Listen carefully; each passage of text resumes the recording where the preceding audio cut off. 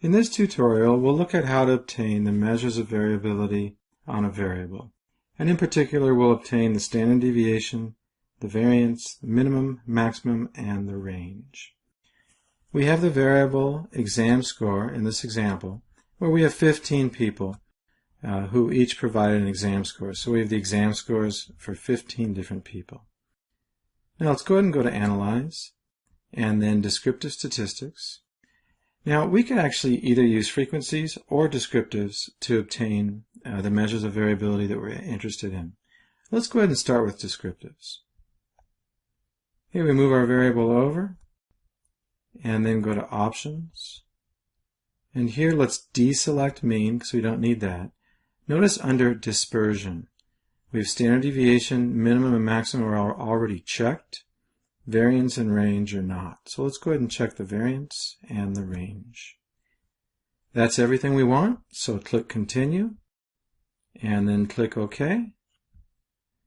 And our output window opens, and we have the output there.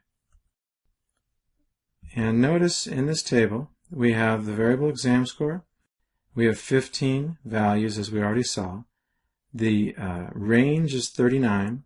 The range is the highest score minus the lowest score. The minimum value is 58. The maximum is 97.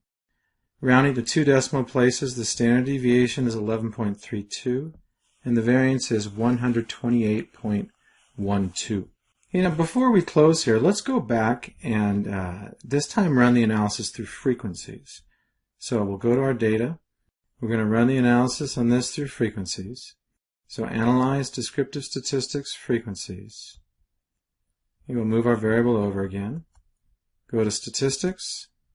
And then notice here we have Dispersion. Now we want to select all of these values with the exception of the last one. Let's not select the standard error of the mean. Okay, click Continue. Deselect this checkbox here so the frequency tables are not displayed. And then click OK. Alright, we get our new output, and in this table, notice that we have virtually the same information with one very slight difference. We have missing reported, which is 0, meaning we had no missing values, or we have values for every single person in our data.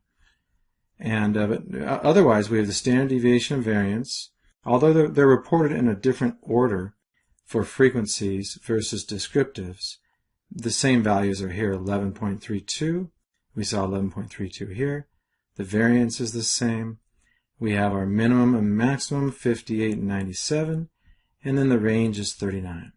Okay, so that's it. You can obtain measures of variability using either approach, whichever one you prefer. This concludes the tutorial on obtaining measures of variability in SPSS.